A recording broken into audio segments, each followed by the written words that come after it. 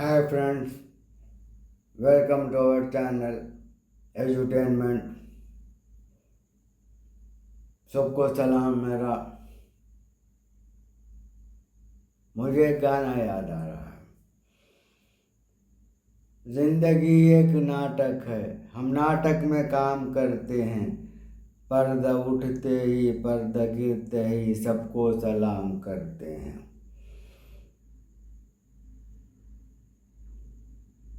जिंदगी एक नाटक है।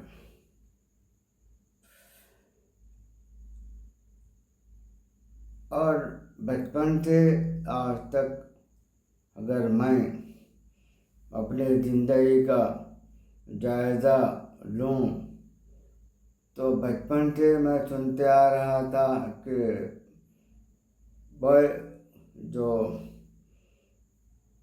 दीनी इल्म रखने वाले हैं वो कहते आ रहे थे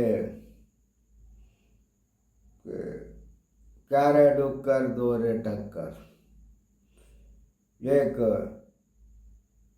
शेर खुरमे की दूसरी डलियाँ की। वे बात कुछ दिल पे लगती होगी डुक्कर, लेकिन हंसी आदमी की बात है। क्या रे डुक्कर दो रे टक्कर। और आज के अगर उलमा देखेंगे तो वो कहते आते हैं कि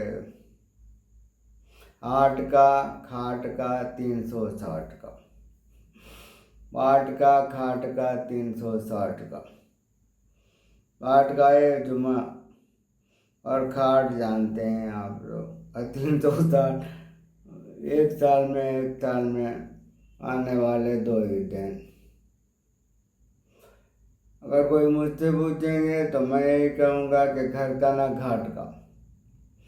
ये मुसलमानों के बारे में कहा जा रहा है, कहते जा रहे हैं या कहते हुए जा रहे हैं, कहने वाले अब सुनने वाले सुनते जा रहे हैं। धोबी का गधा, ना घर का ना घाट का। ये एक मैगज़ीन है, कहावत है, उसी हाल है। आज मैं सोच में पड़ गया तो ये बात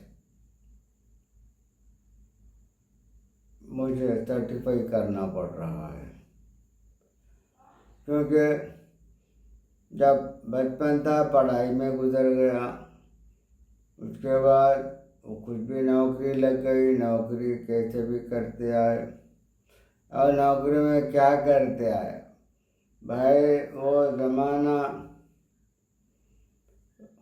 जुवेनाइल डिलिक्वेंसी कहते हैं, जुवेनाइल डिलिक्वेंसी। ये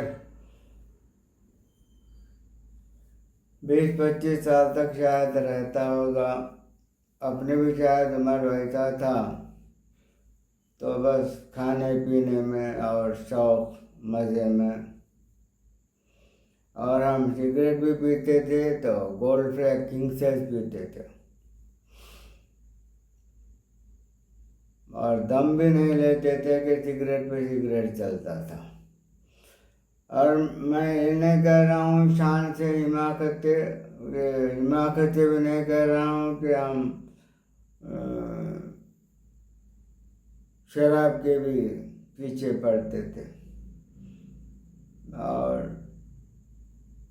जुआबाजी, सिनेमाखोरी, ये सब चीज़ें, और उसमें पैसा हमारा लुटाया जाता था।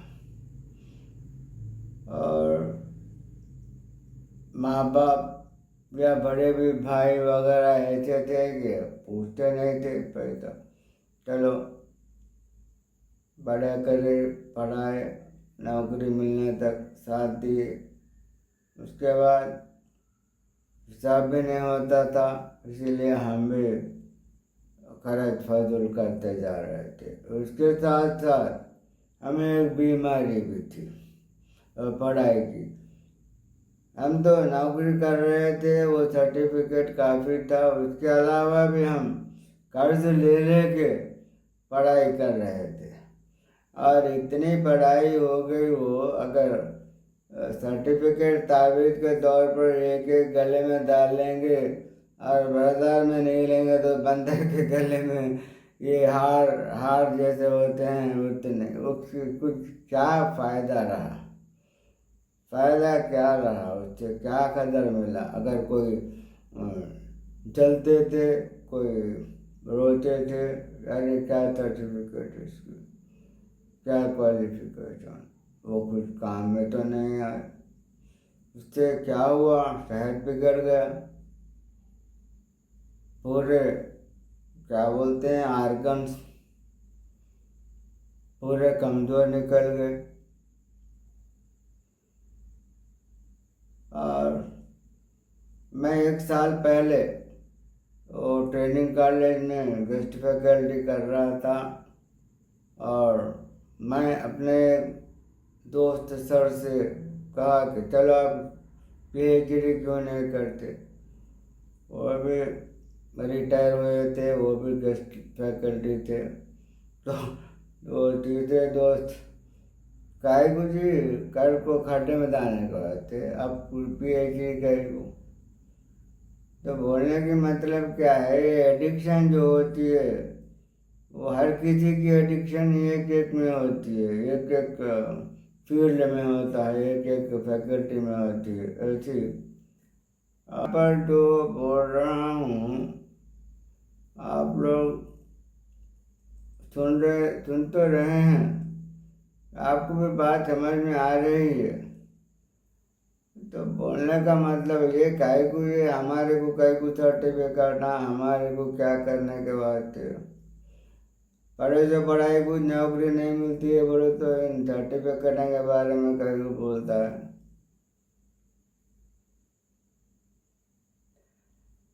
तो रवैया अपना कैसा रहना चाहिए।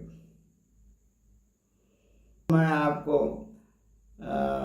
अपनी एक्सपीरियंस से आपको बताना चाह रहा हूँ कि आप सुधर जाएं। क्या बचा? ना दुनिया में कुछ बचा, ना आखिरत के लिए कुछ तोशा बुद्धि रही, ना आखिरत के लिए कुछ तोशा बुद्धि, ना दुनिया में कुछ बचा, पूरा कहाँ बाकी कुछ बचा तो महंगाई मारी गई। आप समझ रहे होंगे कि क्या बोल रहा है, कुछ सच भी होगा, कुछ झूठ भी होगा। अगर आप समझ रहे हैं तो समझ लीजिए, जैसा भी आप समझेंगे।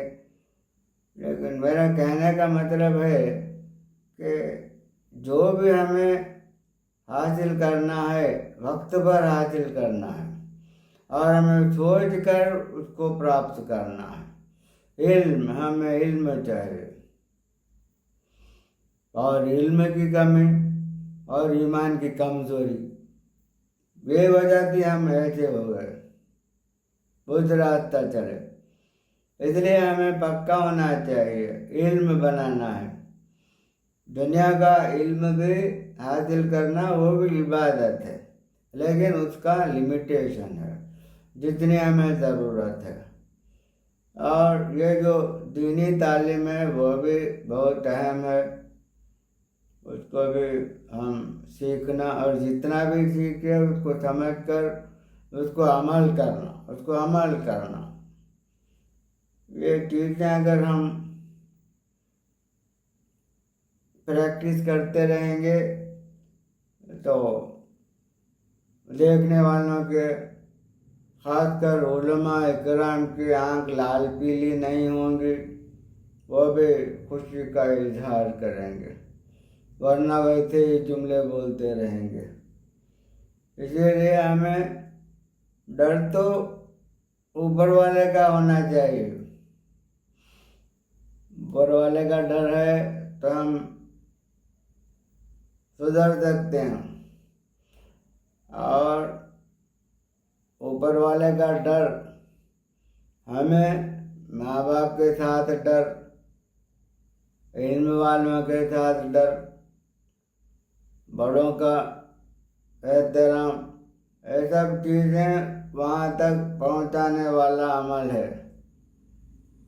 ये सब हमें न सीखने की बिना पर ये आफत आ जाती है, और